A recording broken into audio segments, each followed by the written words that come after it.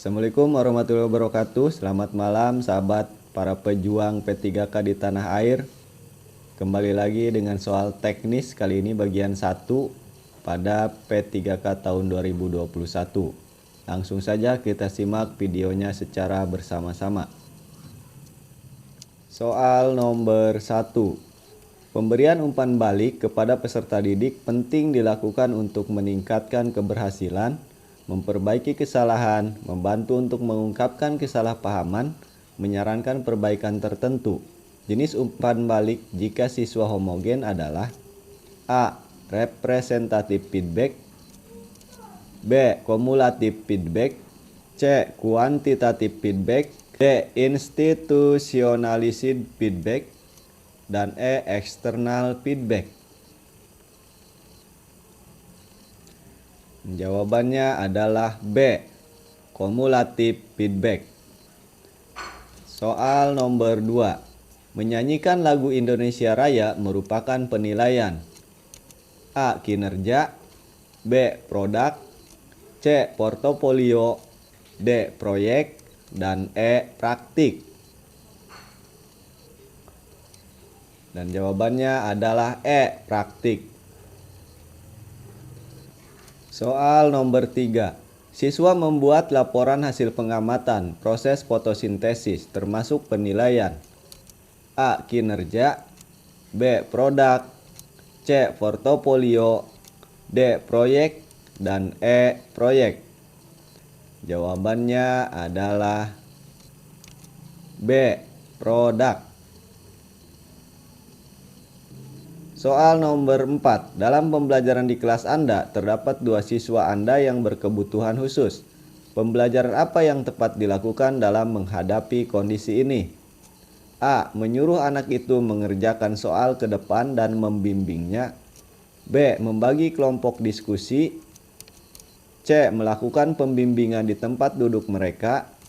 D. Mengelompokkan dengan siswa pintar agar ikut terimbas.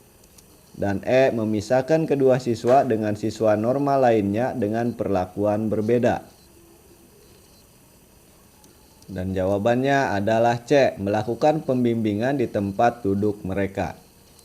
Soal nomor 5. Guru menguasai bidang keilmuan lain yang menunjang proses pembelajaran adalah kompetensi A. Pedagogik, B. Profesional, C. Kepribadian, D. Sosial, dan E. Budaya. Dan jawabannya adalah A. Pedagogik. Soal nomor 6. Dalam mengawali pelajarannya, Pak Ali merumuskan pertanyaan, mengumpulkan data atau informasi dengan berbagai teknik, mengasosiasi atau menganalisis atau mengolah data atau informasi, dan menarik kesimpulan serta mengkomunikasikan hasil yang terdiri dari kesimpulan untuk memperoleh pengetahuan, keterampilan, dan sikap. Langkah yang dilakukan Pak Ali itu merupakan bagian dari model pembelajaran. A. Portofolio, B. Saintifik, C. Penemuan, D. Autentik, dan E. Kontekstual. Dan jawabannya adalah B. Saintifik.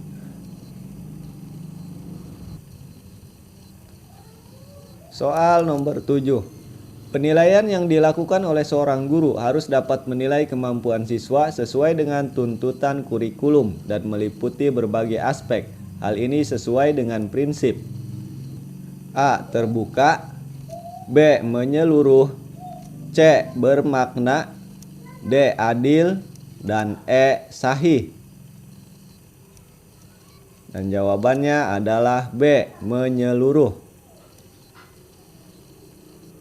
Soal nomor 8. Media pembelajaran yang cocok untuk menjelaskan materi tentang Ken Arok dan Ken Dedes adalah A. Sejarah tokoh masyarakat Jawa, B. Sumber buku paket, C. Gambar peta dan globe, D. Video kisah Ken Arok dan Ken Dedes, dan E. Gambar candi. Dan jawabannya adalah D. Video kisah Ken Arok dan Ken Dedes. Soal nomor 9. Jika ingin membangkitkan rasa ingin tahu, maka cara efektif yang akan Anda lakukan adalah A. Diajak ke perpus rutin dan membuat mading poster.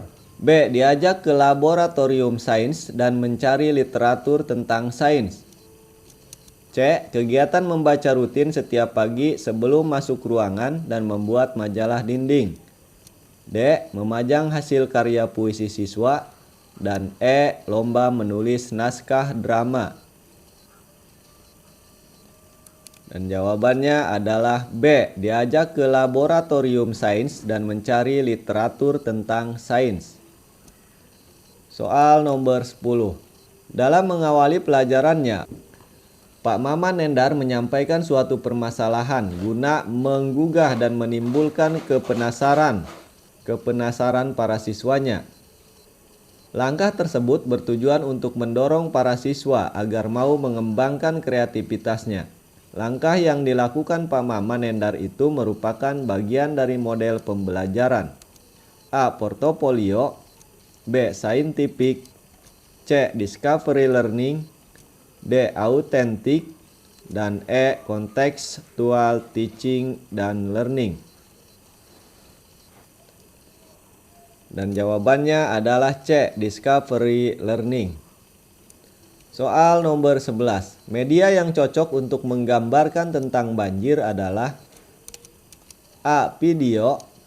B. Gambar banjir. C. Potongan artikel berita media cetak. D. Peta persebaran potensi banjir. Dan E. Berita perkiraan cuaca televisi. Dan jawabannya adalah C. Potongan artikel berita media cetak. Soal nomor 12. Penilaian yang dilakukan oleh seorang guru harus didasarkan dan kriteria yang jelas, tidak dipengaruhi subjektivitas penilai. Hal ini sesuai dengan prinsip A. Terbuka. B. Menyeluruh. C. Bermakna. D. Adil. Dan E. Objektif. Dan jawabannya adalah E. Objektif. Soal nomor 12. Bu Linda adalah seorang guru seni. Hari ini dia ingin menilai kemampuan siswa dalam membuat lukisan. Selain hasil lukisan siswa yang dinilai, teknik dalam menggambar, cara menggunakan alat dan perlengkapan, dan juga sikap siswa dalam menghargai karya temannya juga menjadi acuan dalam penilaian. Dalam hal ini, Bu Linda telah menerapkan prinsip A. Sahih. B. Objektif. C. Menyeluruh. D. Sistematis. Dan E. Beracuan kriteria. Dan jawabannya adalah C. Menyeluruh. Soal nomor 14. Hari ini diadakan penilaian harian oleh Pak Renda, guru fisika. Jumlah nomor soal ada 10. Siswa dengan absen ganjil mengerjakan nomor ganjil. Siswa dengan nomor absen genap mengerjakan soal nomor genap. Yang dilakukan Pak Rendra tidak sesuai dengan prinsip penilaian. A. Adil. B. Objektif. C. Menyeluruh. D. Sistematis. Dan E. Beracuan kriteria. Dan jawabannya adalah A. Adil. Soal nomor 15. Dalam setiap pembelajaran, Pak Chandra selalu mengadakan penilaian untuk melihat daya serap siswa terhadap materi yang telah diberikan. Merupakan prinsip pembelajaran. A. Sistematis. B. Beracuan kriteria. C. Terpadu. D. Objektif. Dan E. Akuntabel.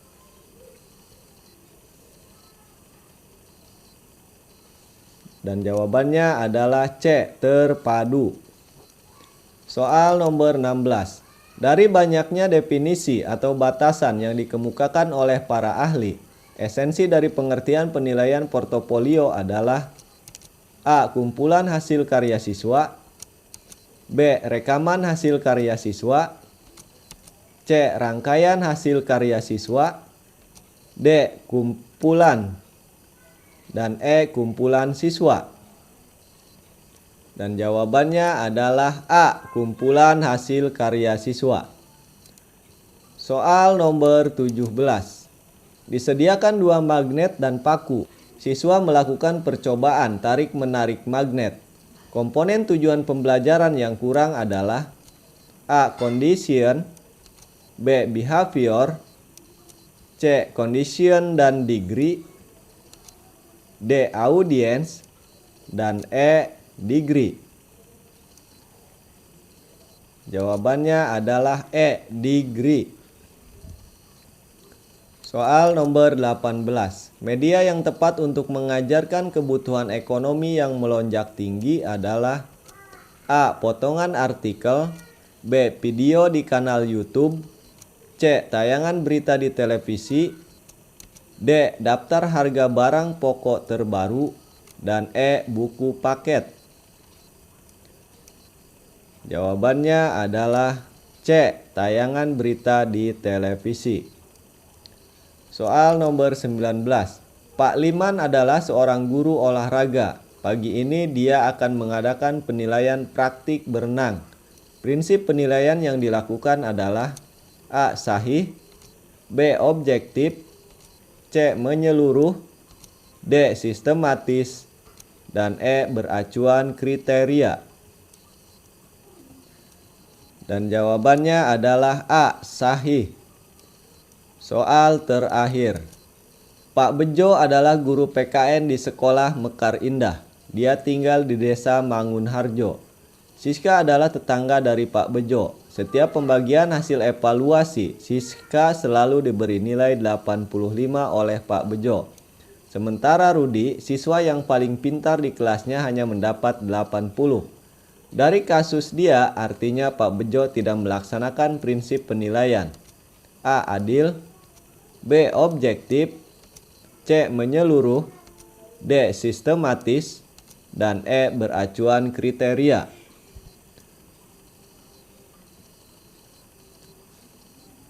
Dan jawabannya adalah B. Objektif. Demikian soal teknis yang dapat saya sampaikan. Semoga bermanfaat. Jangan lupa like dan subscribe serta ketuk loncengnya biar kami bisa menampilkan video-video yang terbaru. Sampai jumpa di video berikutnya.